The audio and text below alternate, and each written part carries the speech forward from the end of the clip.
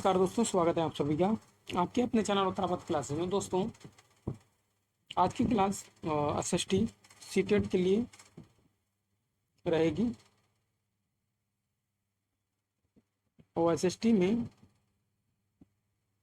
बहुत महत्वपूर्ण क्लास होने वाली। दोस्तों, ये मान के चलो, ये क्लास ऐसी होगी, यहाँ से हर बार क्वेश्चन देखने को मिलते हैं सीटेट में, और ये 6 to 8 के लिए रहेगी क्लास। तो चलिए दोस्तों, बात करते हैं। दोस्तों, आप लोगों की सबसे बड़ी दिक्कत और गलती ये है कि आप लोग शेयर नहीं करते और लाइक नहीं करते। आप लोग कमेंट करते हैं और ना बताते हैं कि कैसी क्लास है। कम से कम बता दिया करें। अगर सब्सक्राइब नहीं करना तो कोई बात नहीं है, चैनल को सब्सक्राइब अगर कर लेंगे वो भी ठीक रहेगा, जो आप लोगों के लिए क्लास मिलती रहेंगी। तो चलिए पहले देख लेते हैं क्लास। देश के नाम इंडिया शब्द जो है इंडस से निकला है, जिसे संस्कृत में सिंधु कहा जाता है। लगभग 2500 वर्ष पहले उत्तर पश्चिम की ओर से आने वाले ईरानियों और यूनानियों ने सिंधु को हदोस या इंडोज और इन नदी के पूर्व में स्थित भूमि प्रदेश को भारत कहा था। भारत का नाम अर्थ जो है उत्तर पश्चिम में रहने वाले लोगों का एक समूह था। इस समूह का उल्लेख संस्कृत की शुरुआत लगभग 3500 वर्ष पूर्व कृति ऋग्वेद में भी है। अतीत की जानकारी। तो दोस्तों, अतीत की जानकारी हम कई तरह से प्राप्त कर सकते हैं। इनमें से एक उपाय ये है कि अतीत में लिखी गई कहानियों को पढ़ना और पढ़ाना। यह पुस्तक हाथ से लिखी होने के कारण पांडुलिपि कही जाती थी। पांडुलिपि क्या होती है, इसके बारे में बात करते हैं। पांडुलिपि जो होती हैं, ये भोजपत्र, ताड़ का पत्ता या हिमालय क्षेत्र में उगने वाले बुर्ज सैंटी नामक पेड़ की छड़ों से विशेष तरीके से तैयार भोजपत्र इसे बर्च की छाल पर लिखी गई हैं। ये पांडुलिपियां तस्वीर और बिहारों में प्राप्त होती हैं। इन दार्शनिकों में धार्मिक शास्त्र और व्यवहारों, राजाओं के जीवन, औषधि और चिकित्सा और आदि विज्ञान में सभी प्रकार के विषयों की चर्चा है। पांडुलिपि इसके कैसी दिखती है, तो पांडुलिपि हम लोग देख रहे हैं, ऐसी पांडुलिपि होती है। प्राकृत भाषा का प्रयोग आम लोग करते हैं। अब लेख क्या होता है, जिसे शिलालेख भी कहा जाता है। ऐसे लेख पत्थर या धातु के समान ठोस और कठोर स्टॉक पर स्टॉक किए गए, जिसे धातु कहा जाता है। कभी कभी शासक या अन्य लोग अपनी समीक्षा को इस तरह से या इस तरह की जांच करवाते हैं ताकि लोग उन्हें देख सकें, पढ़ सकें और उनका पालन कर सकें। अभिलेखों में शासक लड़ाइयों में लिखित विजय जो राज्य किए थे, उनका लेखा जोखा रिकॉर्ड रखा जाता था। कहने का मतलब ये है कि दोस्तों, जो शिलालेख होते थे और जो अभिलेख होते थे, उनमें उनकी लड़ाइयों और जो उन्होंने विजय किए थे उनके बारे में लेखा जोखा हुआ करता है। पुरातत्वविद और पुरातत्ववेत्ता क्या होता है? पुरातत्ववेत्ता जो है, इसका अध्ययन करने वाले व्यक्ति जो थे पुरातत्वविद, पुरातत्ववेत्ता, और पत्थर और समुच्चय से बनी इमारतें, अवशेष और आभूषण का अध्ययन किया जाता है। ये लोग जो होते हैं पुरातत्वविद, ये वो होते हैं जो कि पत्थर समुच्चय से बनी इमारतें या विशेष आभूषण का अध्ययन जो करते हैं, उन्हें पुरातत्वविद कहते हैं।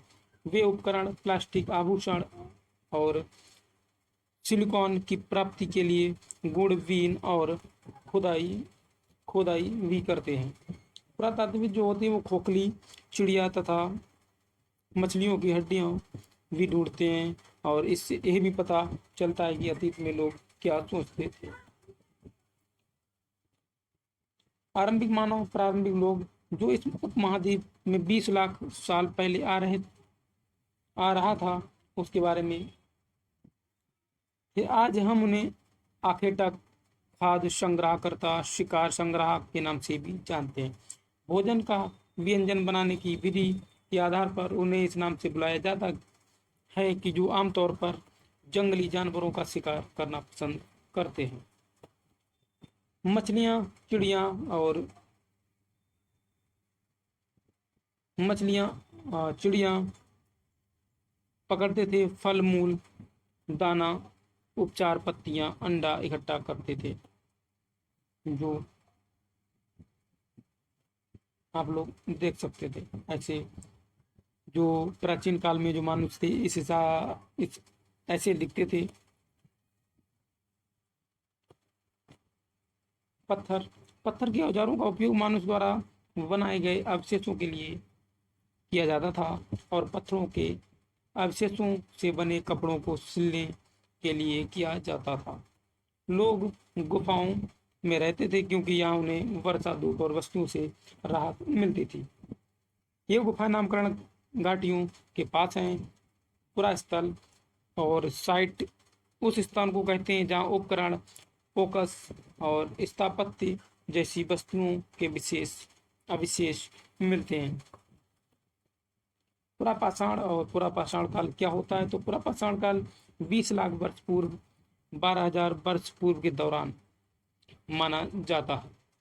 ये दो शब्द पुरा अर्थात प्राचीन और पाषाण का मतलब पत्थर होते हैं। इस काल को 3 शिलालेखों में भी विभाजित किया गया है। प्रारंभिक, मध्य तथा उत्तर पुरापाषाण युग। मानव इतिहास की लगभग 99% कहानियां इसी काल के दौरान हुई हैं। मध्य पाषाण, जिसे मेसोलिथिक मध्य पाषाण काल भी कहा जाता है, जिस काल में हमें परिवर्तन मिलते हैं उसे मेसोलिथ अर्थात मध्य पाषाण युग कहते हैं। इसका समय लगभग 12,000 साल पहले से लेकर 10,000 साल पहले तक माना जाता था। इस काल के पाषाण उपकरण आमतौर पर बहुत छोटे होते थे और उदाहरण के लिए माइक्रोलिथ अर्थात लघु पाषाण काल कहा जाता है। इन औजारों में लगे गैजेट्स या लकड़ियों के मुट्ठे, मुर्गियों और एरी जैसे औजार आते थे। आरी जिसे कहते हैं। इस समय साथ साथ पुरापाषाण युग वाले औजार भी इस दौरान बनाए जा रहे हैं। नवपाषाण युग और काल किसे कहते हैं? अगले युग की शुरुआत लगभग 10,000 वर्ष पहले थी। यह नवपाषाण युग है और कहा जाता है। सबसे पहले जिस जंगली जानवर पर हमला किया जाता था वह कुत्ते का जंगली पूर्वज था। धीरे धीरे लोग भेड़, बकरी, गाय और सुअर जैसे आचरज को अपने घर के अंतिम क्षणों में उत्सुकता से देखने लगते हैं। नवपाषाण युग सबसे प्रसिद्ध परास्थलों में से एक चटाल हुक तुर्की में है। यहाँ पर सुपरमार्केट में कई चीजें लगाई जाती हैं या लाई जाती हैं। इनका इस्तेमाल किया जाता है जैसे सीरिया से चकमक पत्थर, लाल सागर की कौड़ियाँ और मिस्र की सीपियाँ गोले लाई गई हैं। खेती और पशुपालन, लोगों द्वारा उपयोग किए जाने वाले ओवने और फैक्ट्री की देखभाल करने को वसने की प्रक्रिया का नाम दिया गया है। बुर्ज होम वर्तमान कश्मीर में लोग नीचे घर तोड़ते थे जिन्हें गर्तवास कहा जाता था। उतरने के लिए सीढ़ियाँ होती थी और उससे संबंधित उनके मौसम में सुरक्षा थी। फ्रांस में गुफाओं में बने चित्रकारी में प्रयोग होने वाले रंगों को लोहास्क और चारकोल जैसे खनिज पदार्थों से बनाया जाता था। हड़प्पा सभ्यता। तो दोस्तों हड़प्पा सभ्यता और नगर, हड़प्पा कम्युनिटी नगर आधुनिक पाकिस्तान के पंजाब और सिंध प्रांतों, भारत के गुजरात, राजस्थान, हरियाणा, पंजाब प्रांतों में पाए जाते हैं। इन सभी स्थानों से पुरातत्व के अवशेष को अनोखी वस्तुएं मिली है जैसे मिट्टी के लाल पत्थर जिन पर काले रंग के चित्र बने थे, पत्थर के वाट, मोहरे, मन के तांबे के उपकरण और पत्थर के लंबे ब्लेड आदि। ऑर्थोडॉक्स वाले वाक को पुरातत्व किस्त ने नगर दुर्ग कहा है और कंडोम वाले वाक को निचला नगर कहा है। दोनों विचारधाराओं की चार दीवारियों पाकी समूह की बनी हुई थी। मोहनजोदड़ो में खास तालाब बनवाया गया था जिसे पुरातत्व कीपर के महान स्नानागार कहा जाता है। कालीबंगा और लोथल जैसे अन्य नगरों में अग्निकुंड मिले हैं और मिलते हैं जहां संभावित यज्ञ होते हैं। हड़प्पा, मोहनजोदड़ो और लोथल जैसे कुछ नगरों में बड़े बड़े भंडार गृह मिलते हैं। 7,000 साल पहले मेहरगढ़ में सिक्के मिले थे खेती के दौरान।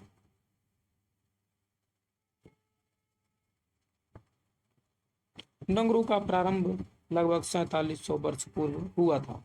हड़प्पा के नगरों के अंत की शुरुआत लगभग 3900 साल पहले हुई थी। अन्य नगरों का विकास लगभग 2500 वर्ष पूर्व हुआ था। कच्ची माल की खोज। तो दोस्तों, कच्चे माल की खोज हड़प्पा के लोग तांबे का महत्व आज के राजस्थान से थे। यहाँ तक कि पश्चिम एशियाई देश ओमान से भी तांबे का जिक्र किया गया था। कांसा बनाने के लिए पीतल, तांबा के साथ मिलाई जाने वाली धातु टिन का आयात आधुनिक ईरान और पाकिस्तान से किया जाता था।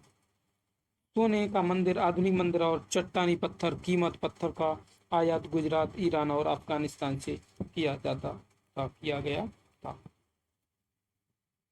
सभ्यता के अंत का रहस्य। तो दोस्तों, कुछ दार्शनिकों का कहना है कि नदियां सूख गईं और दूसरों का कहना है कि जंगल का विनाश हो गया। इसका कारण ये हो सकता है कि फ्लोरिडा की जरूरत के लिए वेचे वेचे तैयार करना बेकार था। इसके अलावा वन्य जीवों के बड़े बड़े झंडों को चारागाह और घास वाले मैदान खत्म हो गए। कुछ इलाकों में बाढ़ आ गई, लेकिन इन लक्षणों से यह स्पष्ट नहीं हो पाया कि सभी नगरों का अंत कैसे हो गया, क्योंकि मालदीव और नदियों के जंगलों का असर कुछ ही देशों में हुआ था। फ्रेंच। तो पत्थर और शंख प्राकृतिक रूप से पाए जाते हैं, लेकिन फ्रेंच कृत्रिम के रूप में तैयार किए जाते हैं। बालू या स्फटिक पत्थरों के टुकड़ों से सुनहरे रंग की दिखने वाली वस्तुएं बनाई जाती हैं। उसके बाद इन व्युत्पत्ति पर एक तटरेखा चित्रांकन किया गया था। इस तटवर्ती भाग के रंग प्रायः नीले या हल्के समुद्री हरे होते थे। ऋग्वेद सबसे पुराना वेद है।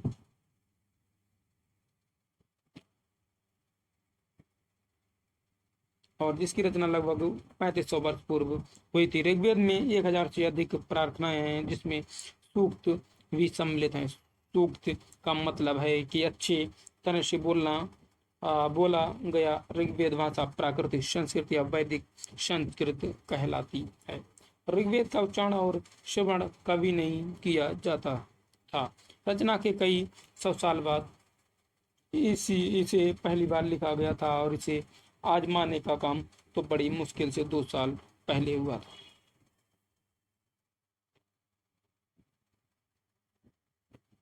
महापाषाण, जिसे मेगालिथ कहा जाता था, शिलाखंड महापाषाण। महा मतलब बड़ा, पाषाण पत्थर नाम से जाने जाते। ये पत्थर जिस जगह पर लोगों द्वारा बड़े पैमाने पर लगाए गए थे, महापाषाण कब्र का निर्माण लगभग 3000 साल पहले शुरू हुआ था। यह प्राथमिक दक्कन, दक्षिण भारत, उत्तर पूर्वी भारत और कश्मीर में प्रचलित थी। जिला प्रदेश का सैद्धांतिक अर्थ जन के वसने का स्थान होता था। प्राप्ति पर इन जिलों में कई सरकारी खुदाई की व्यवस्था। दिल्ली में पुराना किला, उत्तर प्रदेश में मेरठ के पास हस्तिनापुर और एटा के पास अतरंजी में प्रमुख शामिल हैं। खुदाई से पता चला है कि लोग झोपड़ियों में रहते और अन्य जंगलों को पलटते थे और वे चावल, गेहूं, धान, जौ, दालें उत्पाद, तिल और सरसों जैसे फसलें उगाते थे। इन पुरास्थलों में कुछ विशेष प्रकार के बर्तन मिलते हैं, जिसमें चित्रित धूसर पात्र के रूप में जाना जाता है। महाजनपद। तो करीब 2500 साल पहले कुछ जिले अधिक महत्वपूर्ण हो गए थे, जिसमें महाजनपद कहा जाता था। जापानीज पद कहा जाता, जिसे महाजनपद लिखना चाहिए, गलत हो गया, कहा जाता या कहा जाने लगा था। अर्थात चारों और लकड़ी, गिट्टी या पत्थर की दुकानें बनाई गई थी। मूलतः महाजनपदों के राजा लोगों द्वारा समय समय पर लगाए गए उपहारों पर प्रतिबंध न लगाए गए, अब नियमित रूप से कर वसूलने लगे। मलेशिया पर लगाए गए कर सबसे महत्वपूर्ण थे, क्योंकि अधिकांश लोग क्रांतिकारी थे और विषमता उपजी का एक बड़ा अच्छे भाग के रूप में स्थापित किया गया था, जिसका भाग कहा जाता है। कृषि में परिवर्तन। तो दोस्तों इस युग में कृषि क्षेत्र में दो बड़े परिवर्तन आए। हाल के फाल अब आयरन के बने होने लगे थे। अब कठोर भूमि को लकड़ी के फाल की तुलना में लोहे के फाल से आसानी से प्राप्त किया जा सकता था। लोगों ने धान के पौधों की तैयारी कर अपना धंधा शुरू कर दिया, अर्थात बीज छिड़क कर धान उपजाने में अपनी जमीन तैयार करना शुरू कर। मगध। तो मगध क्या था? गंगा और सोन जैसी नदी यहाँ मगध से बहती रहेंगी। मगध में बहुत शक्तिशाली शासक बिंबिसार तथा अजातशत्रु हुए थे। बिहार में राजगृह आधुनिक राजगीर कई सालों तक मगध की राजधानी बनी रही। बाद में पाटलिपुत्र आज का जनपद को राजधानी बनाया गया था। मगध एक शक्तिशाली राज्य बन गया था। उसका नवीनतम ही बज्जी राज्य था, जिसका अर्थ होता है राजधानी। अशोक बिहार थी। यहाँ एक अलग शैली की शासन व्यवस्था थी, जिसे गड़िया संघ कहा जाता था। बुद्ध और महावीर दोनों एक ही गड़िया संघ से संबंधित थे, जबकि ये बुद्ध गलत कर दिया, बुद्ध होना चाहिए।